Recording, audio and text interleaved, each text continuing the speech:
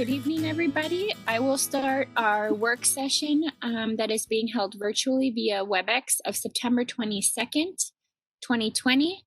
And we have a presentation and review of our city's climate action plan, which I am so excited to hear about. And I will pass it to City Manager Rodriguez. Thank you, Mayor. Mayor and council members, each year, as you know, we gather and set goals for the upcoming budget and our department directors' work plans. And one of those goals included improving our city's climate resiliency. And a specific action out of that was to bring you a climate action plan. And our sustainability specialist, Rachel Lindholm, has been working hard on that with our Sustainability Commission. And I'm really excited about this document. So tonight's the chance for you to ask questions, make suggestions, and let us know if it's ready to bring to you at a future council meeting for official adoption. And with that, I will turn it over to Director Markle.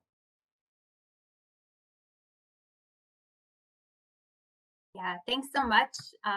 We're excited to present tonight, and hats off to Rachel, who's put in a lot of time and hard work in researching a lot of the climate action initiatives that are going into the plan. So nice work, Rachel.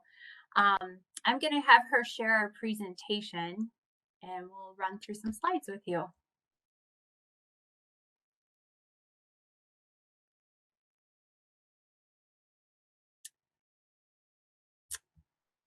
All right, so we have a short presentation that kind of outlines the plan. We feel like the climate action plan is incredibly important to our community.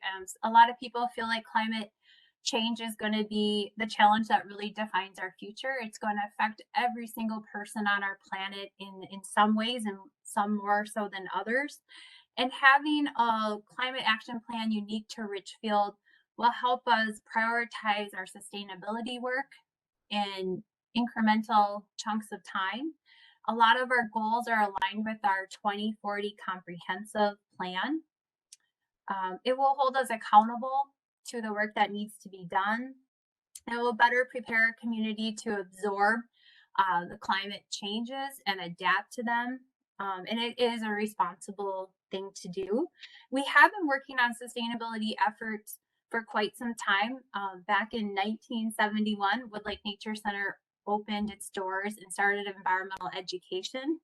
And since, it's really been a strong component of the work we do in the city of Richfield. In 2012, in more recent time, we joined the state's Green Step Cities program, and that has really guided our efforts thus far for the last decade or so. And we are on step 4. So each step has different actions and goals that we've achieved, and now we're working towards step 4. In 2018 and 19, we hosted a Green Corps member. And then in 2019, we hired our first sustainability specialist. We also started our sustainability commission.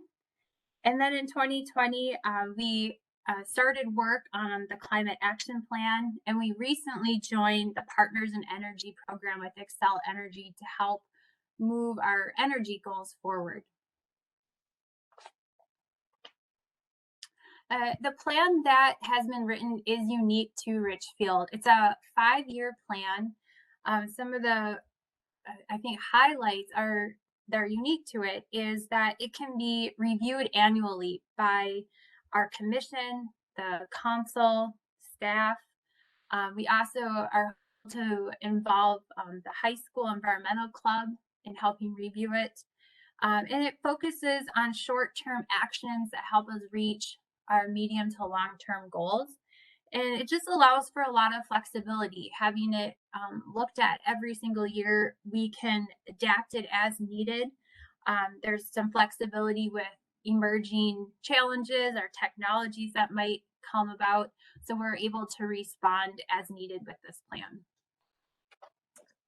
Another unique aspect of this climate action plan is that if you're familiar with climate action plans that other cities usually tend to produce, they're very long-term goals. Think 2040, 2050, carbon neutral, like very big lofty goals that are very impressive.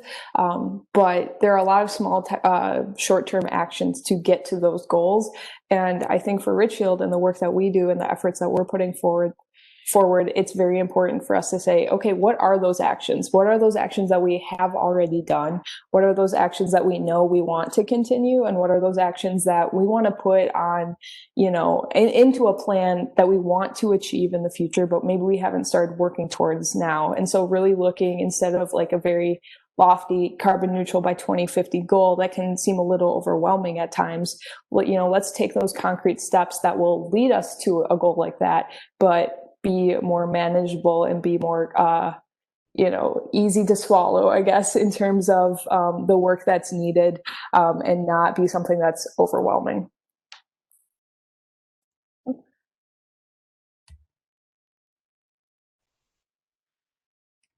The Climate Action Plan, the whole process started by looking at other plans that other municipalities around the region have written, and understanding what sort of actions and goals other cities are achieving and kind of the time and budgets associated with that. And then we organize our focus areas to really align with our specific efforts and goals in Richfield. In looking at our actions, we met with staff to review and revise them. So the different department heads and other staff we met with to also have some buy-in into the plan.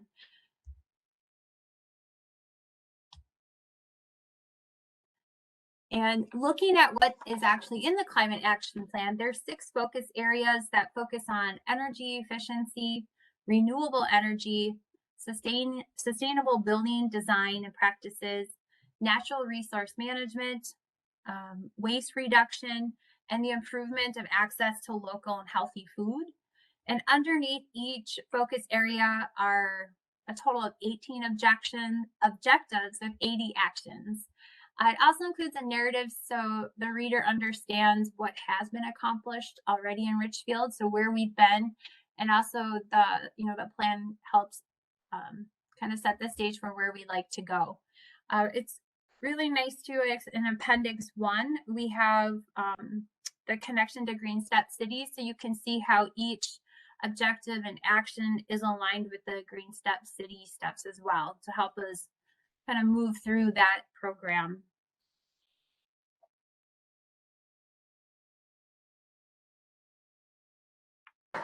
There are other appendices in the Climate Action Plan that also show how the plan is related to the 2040 Comprehensive Plan, in the sense that there are specific plans in both that obviously lend themselves to increasing sustainability efforts. It's been clear that Richfield's been planning on these initiatives for a long time, so it was nice to go back to the comp plan and see those specific actions and be able to take them word for word and say, yes, let's increase renewable energy. That's a key part of the Climate Action Plan, and it's already in the comp plan. So that's an appendix in the Climate Action Plan as well. But in terms of the specific goals that Amy already laid out, there are 6 of them, and they each focus on a slightly different sustainability endeavor. And then, as Amy pointed out as well, there are sub-objectives and those small actions that I mentioned earlier, and they all lend themselves to the main goal. So goal number 1 is developing and promoting energy efficiency efforts. This one is somewhat unique in that it's split into 2 different sectors. It's really split into the energy and transportation initiatives. So for the energy initiatives, we talk about programs that we've talked a lot about already in terms of Partners in Energy, in terms of Home Energy Squad, and really working with residents and businesses to look at energy benchmarking and energy efficiency, reducing energy usage, reducing what is known as the energy burden. A lot of times lower income households are paying greater amounts for energy. A higher percentage of their income goes towards energy. And so there's a lot of initiatives to reduce that. So that's kind of how the energy efficiency part works. Renewables are discussed in a separate goal. And then for transportation initiatives, a lot of this builds on the great work that Jack Brose is doing as our transportation engineer, and the Transportation Commission is doing as well. So this is not only electric vehicle education, but it's also a lot of alternative transportation. It's looking at those small in-city trips and making sure that we're promoting, pedestrian trips, bicycle trips, carpooling, and having the safer ways to do that in the city. So that's a lot of bike safety. It's a lot of how we design our roads, how we do the education with roundabouts, how we do promotion to drivers in the city to be cautious of people entering roundabouts and things like that.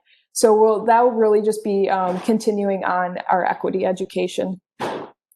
So then our next goal is building on that energy efficiency platform, but it's really looking at renewable energy installation and purchasing. So we have solar on 5 buildings in the city. We have 6 arrays on 5 buildings, and that's been a pretty big project, and really understanding how much the city is gaining from that, and how much we're learning about renewable energy, and being able to help residents and businesses who are also installing renewable energy. But there's a lot more to it than just rooftop solar. A lot of people would probably be surprised to learn about the geothermal that Public Works has. Wood Lake has solar that's not included in this 5 building project. But besides those, that actual infrastructure, we want to look at increasing renewable purchasing through Xcel. So that's a really simple or relatively easier way, and a much more cost-effective way than installing rooftop solar to participate in programs like WindSource with Xcel or community solar gardens. But a lot of people might not know that those programs exist. So really doing education with partners in energy and as the city to share these programs with people. Similarly, sharing education about solar installation and the incentives that are available, federal, state, tax credits, things like that. We have a handful of residential solar installations in the city, and really allowing, and making a room for those residents to share their stories with others. Stories in the climate world are a large part of how we convey messages and how action happens. So sharing, the story about Maury's installing solar on the top of their dealership, and how now they're a big proponent and believer of it, can help other businesses who might not even know where to start on that solar journey. And then researching renewables for municipal sites, especially for future buildings. That's the easiest way to integrate renewables, especially if you're talking things like geothermal, which really would help during a site build out. And then future initiatives, like the potential of installing solar powered park lighting, just doing the research to see if this is a feasible project for the city, and what Public Works might think of it as they've started researching things like that. So goal 3 is sustainable design and building practices. And this is obviously the one that I've spent the most time talking to community development about. And it's been the one that I've also been learning the most about. There's a lot to sustainable design and building, and there's a lot of room for opportunity, but it's also, it's definitely a compromise situation where we can figure out what are guidelines and practices that we want to put in place, or resources that we want to share with developers and builders, so that we can have more sustainable buildings being designed and built, but also still making sure that it's a feasible opportunity for development in the city. So when I met with CD, we talked a lot about the education aspect. So designing and sharing a sustainability guide for developers that highlights other resources if they're interested in certification, or if they're interested in just learning more about how they can be more energy efficient in their builds. ARC review opportunities, I believe it stands for the Administrative Review Committee. Please correct me if I'm wrong. But it's the review opportunity for developers when they submit their plans.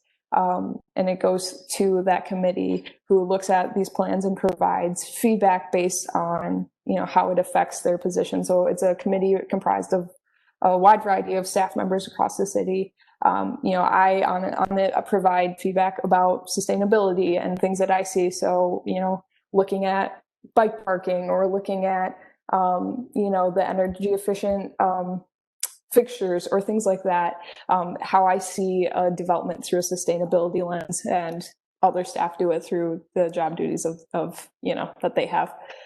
So really using that committee as an opportunity to ask developers to provide solar ready or EV ready build plans, things that don't add a lot of cost to a project, but put things in place where if we were to ask for EV chargers, or if it were to be financially beneficial to have EV chargers, that conduit is already in place.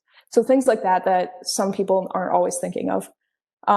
Reviewing an affordable housing permit fee program that exists and seeing how much it's been used and how, is it living up to its potential, essentially. There's a permit fee reduction program for affordable housing projects, like energy efficiency projects and remodeling projects, where the permit fee can be reduced.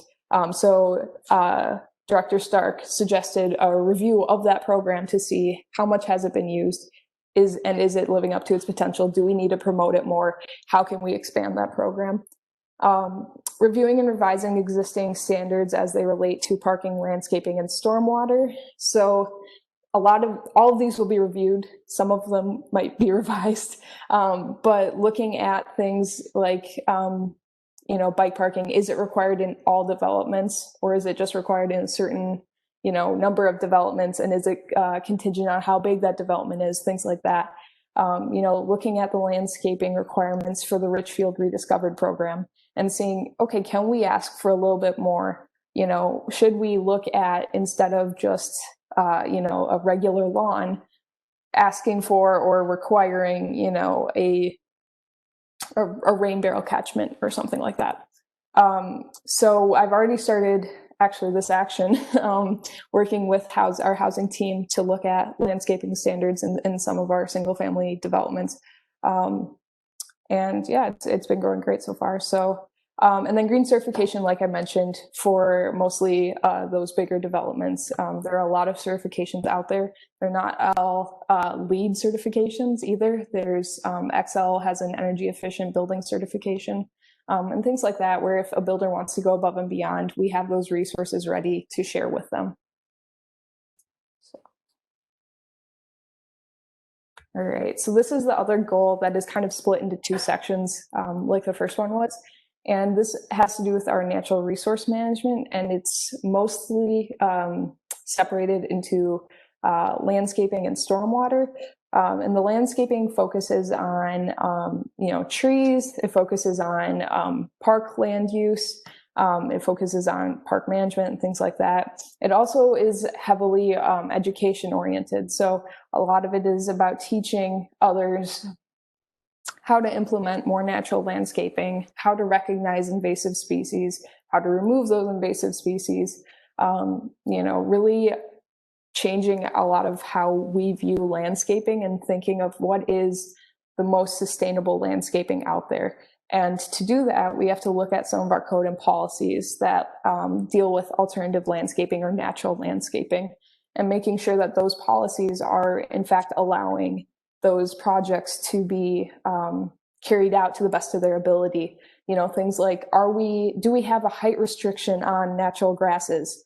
Is that a realistic height restriction, or does it limit it to, say, 6 inches or something like that, where if you think about a natural grass, obviously it usually needs to be taller than 6 inches.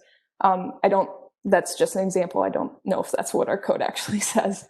But a review of things like that to ensure that, yes, we can have a native landscaping code that is effective and is able to be implemented by residents or businesses as well. So then stormwater is the other section of this goal. And it's a lot of education. It's also split into water conservation and water quality. So we have a few project ideas where we want to look at pond status in Richfield, and figure out a better system for litter catchment in our parks, and at Wood Lake and things like that. Doing a shoreline management education with residents who live around ponds in the city to make sure that we are mitigating potential erosion, especially since that is like the backyard for many residents. Figuring out who's responsible for what in terms of residential upkeep, in terms of if the city is involved in those projects. And then last but not least, salt reduction. Everyone has heard about salt reduction. We know the importance of it. We know that it's an effort that the city has definitely focused on over the past several years with municipal salt usage on our roads. And a lot of tracking has been done in Public Works. And it's very noticeable when you look at the data how much the city has reduced in terms of salt usage. And obviously that affects water quality. I'm sure you've all heard a teaspoon of salt can pollute 5 gallons of water permanently. So really looking at not just municipal salt usage, but expanding that education to the community, educating property management, commercial business owners, landlords, things like that, people who are also salting, and educating them on the proper ways to do that and the consequences of negative salt usage or too much salt usage. So goal number 5 is reducing waste generated and promoting responsible disposal. And it's kind of a mouthful, but that's because it's like reduce, reuse, recycle, right? We have to reduce and recycle, but there's a reason why recycle is at the end and reduce is number 1. So we want to improve programs like recycling and organics collection and things like that, and improve education that comes along with those programs. That's very important. And it's definitely something that the city has been working on and can do a lot in. But, reducing that waste that's generated in the first place is far above that. So there are a lot of actions to do that. And in the plan, one of the objectives focuses on residential waste generation and consumption and purchasing. And another objective has several actions that focus on municipal purchasing and waste generation and events held within the city and staff education and things like that. So there are a lot of partnership programs that we already participate in and will continue to participate in. A lot of opportunities that we promote with Hennepin County with Fix-It clinics and the Stop Food Waste Challenge and things like that. We have a lot of initiatives to expand collection access, to expand the reach of the organics drop-off program. And really make sure that people are understanding, why is this important, recycling, organics collection, things like that. But also, why do we want to go further, right? Why do we not want to stop there? Why do we need to reduce the waste that we generate in the first place? And that ties into natural resource management. So everything's connected, right? And being able to connect these goals to each other is a huge part of saying this is a climate action plan. And yes, we have 6 goals, but really we have one goal, and that's to improve the, climate in the community, improve the environment, and really prepare, Richfield for what we are already starting to experience with the climate crisis. So our last goal is about improving access to local and healthy food. And obviously we have the farmers market in the city right now, and then the winter market as well. But there are a lot of opportunities that we've identified for increasing food access that aren't just, promoting the farmers market more. We're hoping to establish a community garden, a pocket garden program. It's a smaller size garden program with locations around the city. that really is led by the community. There's also edible landscaping, which ties into the previous point about alternative landscaping and natural landscaping. And then in addition, it's a review of ordinances that have to do with things like animal husbandry, making sure that our code is working for the things that we're permitting. For example, with our code that allows residents to have to raise chickens in their backyard, looking at the number of chickens that are allowed, making sure that that makes sense for animal behavior dynamics, and editing it as needed. Hearing from the community, from those who already have chickens, what has worked for you? What would you like to see? Things like that. We have a beekeeping ordinance as well. So reviewing the codes, then continuing to support mobile food sharing efforts. So this includes things like VEAP and Fare for All, which are already programs that are established. So, this action might look like more of just amplification of these programs and making sure that community members are aware of when and where these, mobile efforts are happening, how they can access them. Maybe it is connecting these pantries and food shelves to other resources in the city to try and expand their efforts. Who knows? It's about developing that partnership, with those efforts and CSA's community supported agriculture distributions in the city and things like that. Then obviously you can't just have the healthy food or the access to it. It's really about education as well, making sure that people are comfortable with this healthy food if they're not familiar with it, or making sure that the food that they know is represented in this goal. Improving access to local and healthy food doesn't just mean carrots and mushrooms if a community member isn't familiar with carrots and mushrooms, right? So we look at healthy food education tailored to populations, whether it's with a specific type of cuisine or, regions. If they're not from Richfield, Minnesota, and they're familiar with other foods, like maybe we can have a community garden, grow that kind of food. And then lastly, looking at food deserts and access in Richfield, we know that there is at least one part of the city, probably more, that it qualifies as a food desert, meaning that, there isn't a full proper grocery store with access to all the major food groups within, a certain amount of miles. So one of the actions that I would like to do in the climate action plan is work with other city staff to kind of map out where are the grocery stores in Richfield, how many are accessible within, 2 miles or whatever the distance we choose is.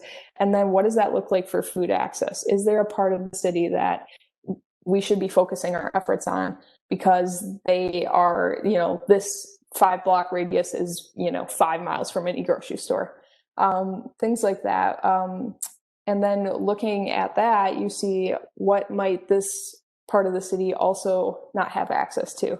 So it's not just food access. It's not just, this one goal. It's looking at things like transportation, housing, jobs. It's all related and it's all part of sustainability, even if it's not environmental sustainability. Economic sustainability and social sustainability is all a part of this too. So if, it's similar to a housing first model, right? You have to look at not just a specific goal, but you have to look at the big picture. And that's why this climate action plan is focused on so many different goals, but it's all contributing to the big picture of sustainability in the city. So with all of that, all of those actions, all of, those big ideas and things like that, and keeping in mind that, at the beginning we said that this is ideally, a 5-year plan, annually reviewed, things like that. What do the next 5 years look like? One of the appendices in the plan is a tentative table of when these actions might be implemented or it might start to be implemented. So we can kind of see, okay, there's 80 actions in this plan, but what does that look like? What's going to happen in 2021? What's going to happen in 2022? And so on. So I started planning them out, and I, in the process, realized that we've started a fair amount of these already. which is great. We, obviously we want to keep that momentum going. It does mean that a majority of those actions are tentatively slated to be started next year, but the emphasis is on started. A lot of these aren't one and done. They're not even necessarily a 1 year kind of project. It might, be a project that takes us several years, or a project that starts in a specific year and then is just ongoing, for as long as the project exists. So the next 5 years includes that. It talks about, obviously coordinating with other city staff. As a sustainability specialist, I did create a lot of this, and I worked with other city staff to create this. And that means that the implementing these actions is also going to be a partnership between, me, other city staff, other departments, other partners to achieve these actions. It's an exciting process that I think a lot of staff are interested in and able to see, okay, we have been working on revising landscaping standards, and now we can say that's a part of the climate action plan too. That's pretty cool, that kind of thing. But of course, coordinating with staff and having 80 actions over 5 years means that flexible planning is going to be essential. That's why I said in the appendix, it's a potential start year. I have no idea when we might start some of these actions, how long some of them might take. Some of them might take like a remarkably short amount of time. So that's where the annual review comes in, and that's where the commission will be really helpful to stay on track and say, okay, we've accomplished 10 of these actions this year, and we thought we were only going to do 7. Let's look at what we're looking at for next year, and present that to council, and things like that to keep this plan on track. And then, like I mentioned, we already have actions in progress, which are exciting. Partners in Energy being a key one, review of standards being another. There's so many more. So that's pretty much what the implementation part of this looks like. And like I said, it's always going to be a work in progress. I debated calling this a climate action work plan because it's an idea that we're setting out there and we're working on, but it is really shaped by the community and shaped by all departments. So it's exciting to see how it'll live and grow. With that, I think if you have any questions or comments about the plan, or would like me to pull the plan up itself to look at specific parts of it, I can do that as well. Thank you so much, Rachel. This is so exciting. I know a lot of us have been looking forward to having this study session and conversation. I'm wondering, I'm just going to open it up for questions. I have like a million questions, but I'm not the only one. So maybe if you can start with a couple questions and we can go through everyone and we'll come back and answer additional questions that people have. But does anyone want to start with questions or comments on what we just heard on the Climate Action Plan?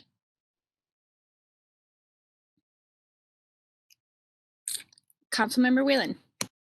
Thank you, Mayor. I was going to ask specifically about the implementation piece you were just talking about. Could you say a bit more of what you think the follow-up will look like? I think, certainly it's something that even we wouldn't necessarily need to be having work sessions terribly often, but like every other month or once a quarter, putting an update in the city manager's report. I'm sure some of the specific items will be worth highlighting. But I think, I'm the liaison to the Sustainability Commission, so I'm sure I'll be hearing about things there. But I'm just curious what, kind of how often we'll have updates, how often will be, if it is literally once a year, we'll plan and have a work session and revisit kind of what the goals are for the next year and what's new, what's changed, what's been accomplished, like that kind of thing? Or is it still being formed what exactly that looks like? I think it's definitely still being formed and very open to whatever the council would like to see. When we were talking about this as staff, the idea was to use since the Sustainability Commission will be involved in a lot of this work, one of the ideas was to use their annual update to council as kind of that, avenue to share the progress. However, if council would like to see more frequent updates, that's certainly an option as well. You know, I think it's going to be so varied on how much we might have to give an update on, you know, depending on what projects we're working on and the scope of them, that there might not always be a lot if we did quarterly. But, you know, then they would be shorter than an annual update. So it is flexible. Thank you. Other questions or comments? City Manager Rodriguez, did you have some comments? Yes, thank you, Mayor. I just want to piggyback on Specialist Lindholm's answer. I hope that this good work also flows into strategic planning, and so that we also have some key performance indicators for this as well. So this gives us a really good start in this area. Thank you. I saw Councilmember Supple's hand up. This is more of just a comment. I was really excited to see the work around trying to get more access for food in the food deserts, because that was something I heard a lot from people in the community as a concern. Also, I'm really excited if we're going to be encouraging people to do the gardening and the edible landscapes. And also the trees. I've been hearing from a lot of people about wanting to have more trees. And if we can do that to kind of deal with the urban heat, that would be great. So I'll just stop there, but thank you for having all those in the plan. Councilmember Troutman. Thank you, Mayor. And I just want to thank staff and thank Director Markle and Ms. Lindholm specifically, and just say I just appreciate not just the work, but just the vision and planning that's gone into this, and we're really excited to support your work in this. And specifically, like Council Member Supple mentioned, just came from a meeting with a group of residents that are just mourning the loss or the imminent loss of one of our historic oak trees on Penn Avenue. And the message that they had is that we want, the trees are important and that our urban forest is critical. And so you have just really strong community support as we think about not just preserving, but expanding the number of trees we have in our community. And just, I appreciate also how holistic you're being, and not just in terms of a food desert, because you could be within 3 blocks of a grocery store, but if you can't afford that food, or it's not healthy, there are not healthy options, then we still haven't closed that loop. And so I appreciate you just making a lot of considerations and just being holistic. So thank you, and really look forward to seeing the fruit of this plan. Thank you, Councilmember Troutman. Excuse me. I had a couple questions. So I'm just so excited about this. Thank you so much for this presentation. We've been waiting for a long time. There was a couple things. I thought that there was maybe 2 lenses that we could overlay on our sustainability work and work with the commission to figure out what that looks like and just be very explicit. And one was, what does the equity component of this look like? And I think it's all there. Racial equity, but again, all different communities, you know, looking at the impact on our low income residents, on our seniors, on folks with disabilities, and just being explicit up front in how that weaves throughout the plan. And then the other one was, how can we keep using this as a way to build engagement and momentum and leadership in our residents? And I think one thing is, this is an amazing story, an example of how this was resident led, and they were proactive and took a focus that was community building. And they had accountability for themselves and their leadership and their agency. And because of that, they were the ones that really helped start the Sustainability Commission. They came to the city and said, this is so important to us. We have a lot of ideas. Here's some of them. You know, here's a couple examples of bylaws and different types of commissions, that ways that we could format this work. Here's what we'd like to work on. But they were always very focused on community driven solutions and making sure that that came from our residents. And so I just think it's such a success story to lift up. And it's a topic that people are so interested right now, and they just want to keep getting engaged. So how can we use this as a vehicle to drive that community leadership and momentum? And maybe we do things like, you know, maybe we host some type of session. Like, I want to learn more about what it would mean to be like a zero waste household. And I know we have certified folks in our community. And let's do like just let's do some info sessions. You know, different types of challenges, different types of, you know, highlighting stories of our neighbors. I have a neighbor that has a Tesla next door or pretty close, and he has like solar panels. And I'm like, I wonder if they're one of those neighbors that are really focused on that. But I just think it's a really cool, fun area to engage and activate leadership in our residents. So those were like the two lenses that I was thinking, how do we use the climate action work to advance our equity work and be very explicit about it? Because a lot of times those things are not tied, and it's really silly because they're extremely tied. And when we look at climate change and patterns globally, the immigrants and refugees that come from all over are climate refugees a lot of times because of disasters and issues in their own countries. And the people who are most disenfranchised and impacted often by these things are community members of color and low income. So I just think it's an opportunity to say, here's how you do it and how you do that well and how you talk about it. Oh, sorry, Rachel, you're going to say something. Oh, I just got super excited about everything you were talking about so many thoughts. First of all, let me share this. When you were talking about who is affected, this is the plan itself for everyone who might not have seen it or is watching the replay. And this is in the introduction, and this graph or map essentially looks at land surface temperature, and this was in 2016, so it's only increased since. But you can see orange and red is kind of not where you want to be, and green is. And so that big green area is Wood Lake, and then you see Richfield Lake, and then you see Vets Park over here. But you see how much of the city is not green, is not, you know, a lot of it isn't even yellow. So we can see in this map and in other maps really what you're saying, Mayor, and who is being affected.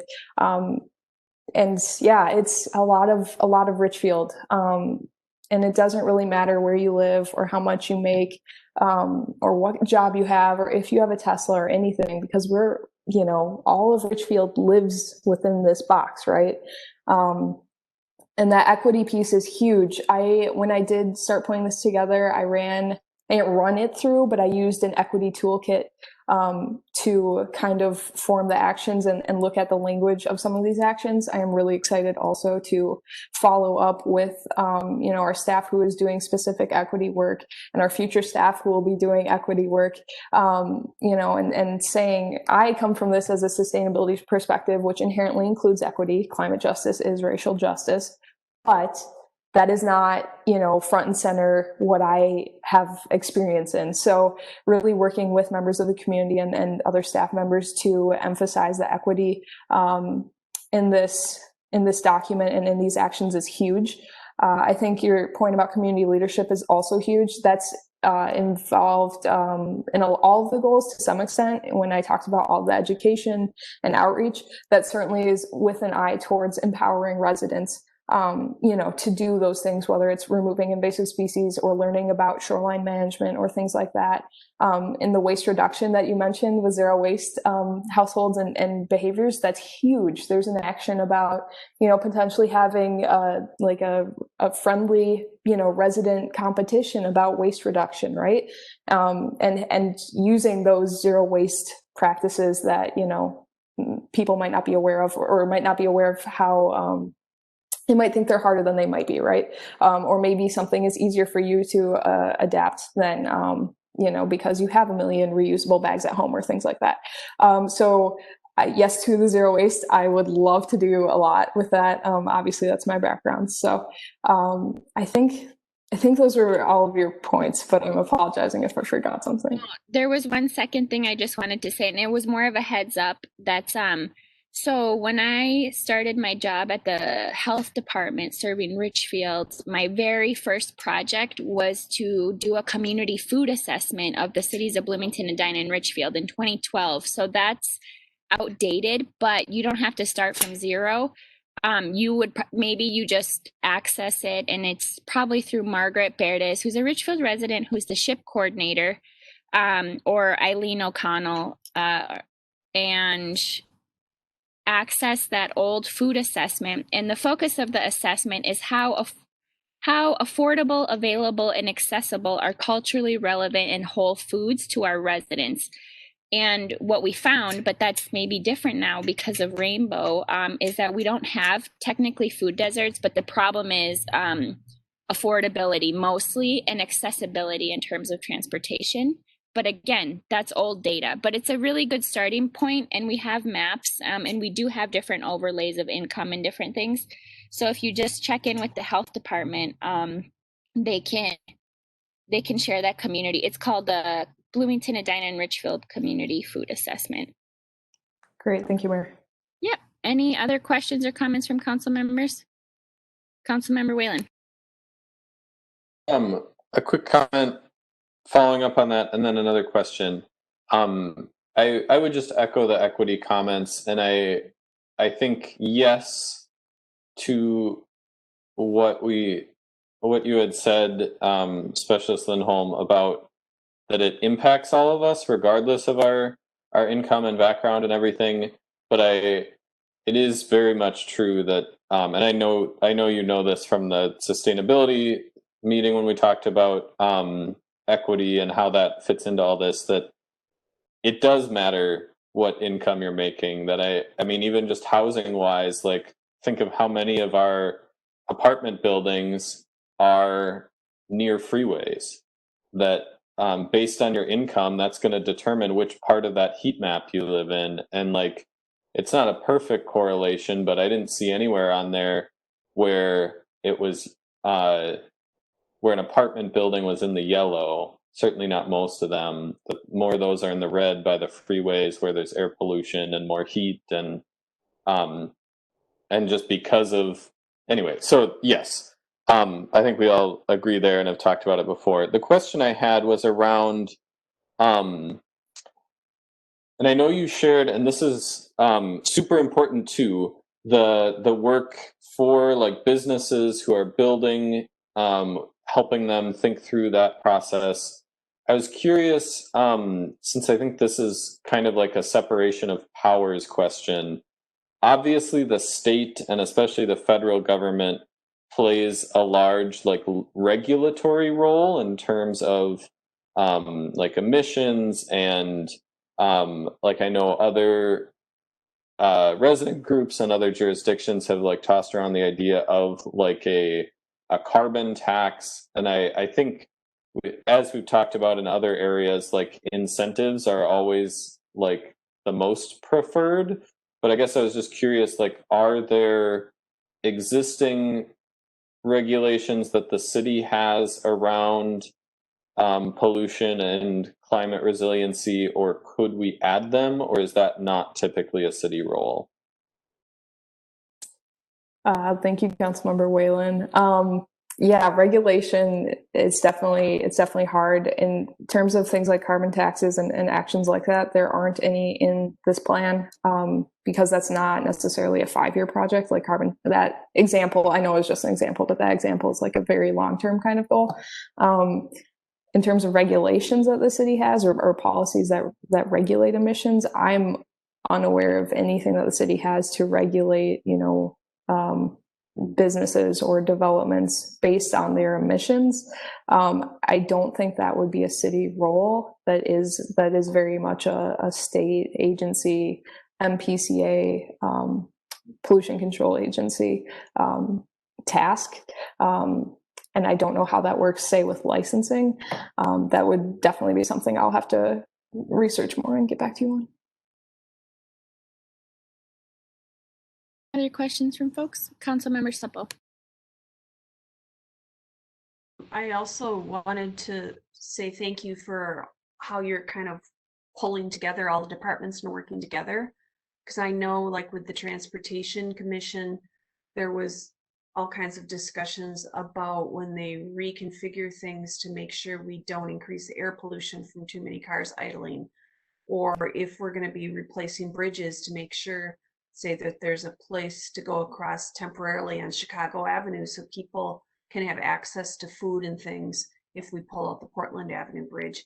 And so all of that equity stuff builds in with the sustainability, and it builds in with the transportation, especially like with EV charging stations.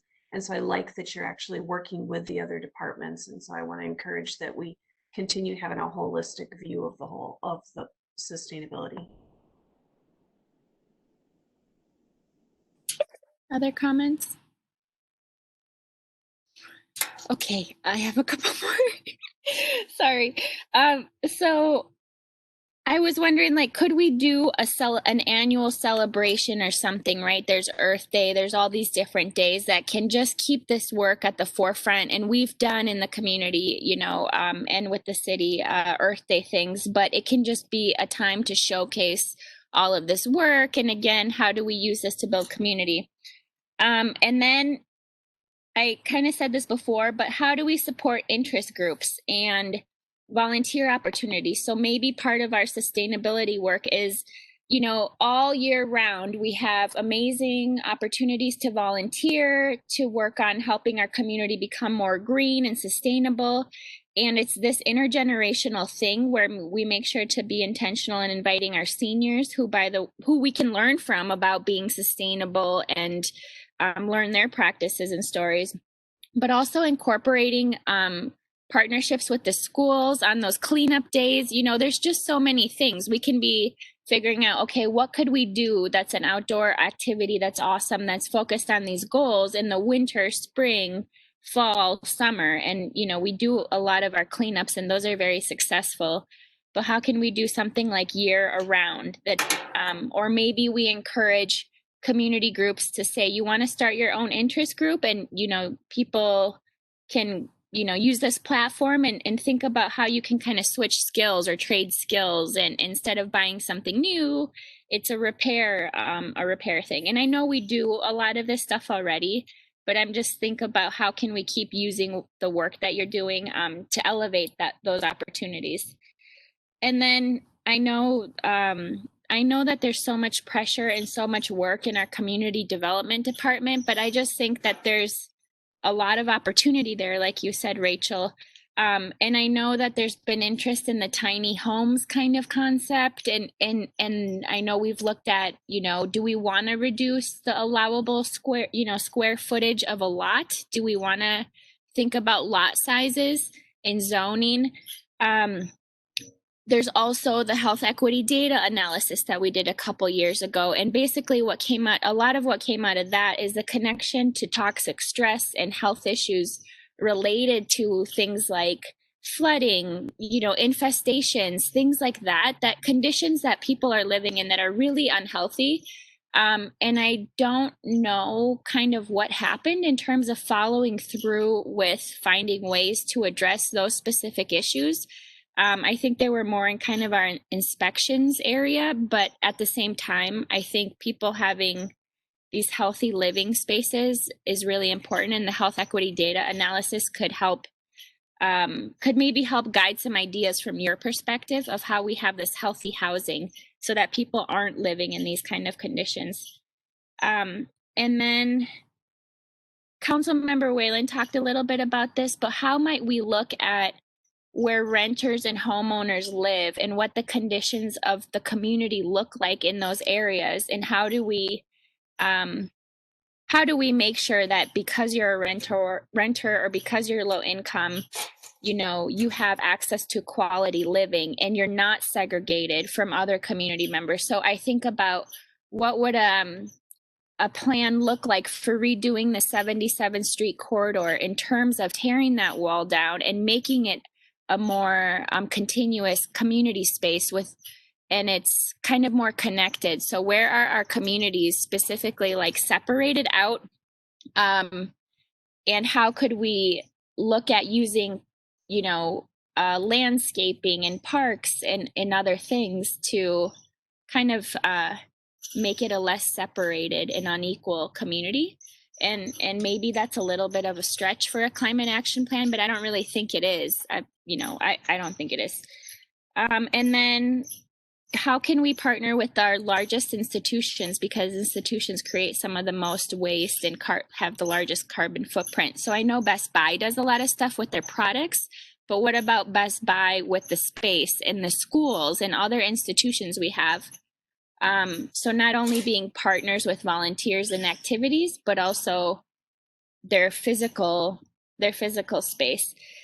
And then lastly, the last question I have is, could we make like a checklist for residents, like to support them on their journey? What does a roadmap to sustainability look like for your household? And here's like a whole checklist of things you can do.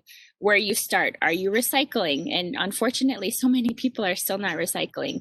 Are you doing organics? Have you done, connected with our energy efficiency programs? And just kind of like make a journey and a pathway and a checklist that households can have for themselves to go along that journey. Yes, Rachel. I love it. So a few comments. Thank you for your comments, Mayor. A lot of what I want to do and what I am hearing from everything that you're saying is how do we share this information, right? Because when you mentioned the seniors, I was thinking there are so many of the senior housing, buildings around Wood Lake Nature Center that have independently asked me how do they get organics in their building? I've worked with Richfield High School's environmental club, and they told me they have 3 projects this year. They want to look at solar for the building. They want to look at composting, and they have aquaponics. Like, they're doing this stuff, and I want to figure out a better way to have that community dialogue. Maybe it's like a sustainability newsletter.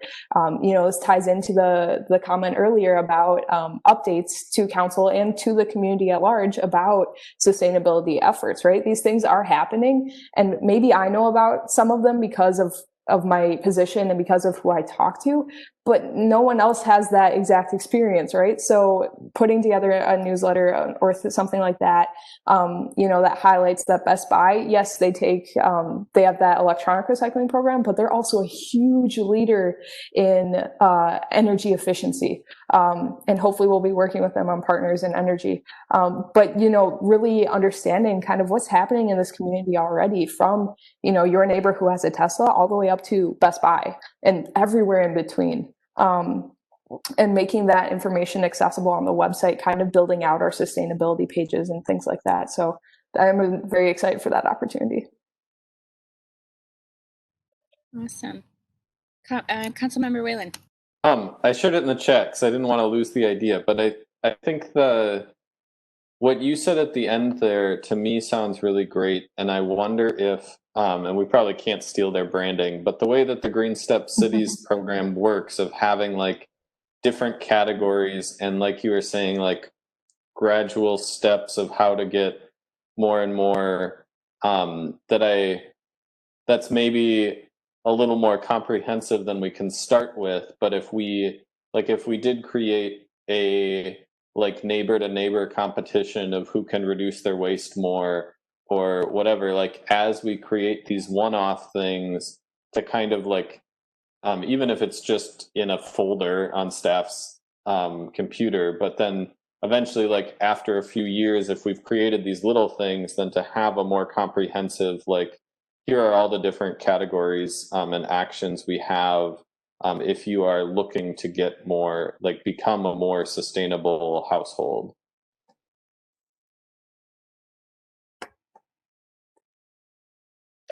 Director Merkel.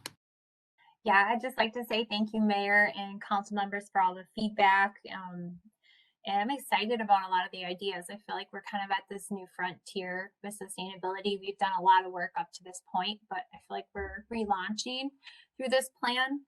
I particularly like the comment about equity, and especially as Lindholm and myself can go back in and add more language around equity around each goal. in the plan. And I do think it's a good idea about the 77th Street wall. I too am not a huge fan, and I think it would present an opportunity to plant a lot of trees, maybe have a natural wall there with trees and different planters and pollinator gardens and things like that. I think it just be more welcoming as you enter Richfield to have greenery versus the big wall. Any other comments from folks? I wish the Sustainability Commission members were with us so we could thank them for their continued leadership and not giving up over the years, because it didn't take that long, but they came back over time, and it worked out great, and they've just done such great work, and it's an exceptional example of community members stepping into their own leadership and making a huge impact. And thank you to Rachel and to Amy for all the work that you've done and all of our staff, because it is clearly a citywide initiative, and we are all extremely excited to support it. So great. So no other comments from folks? All right, given we have no other comments, I will end our work session.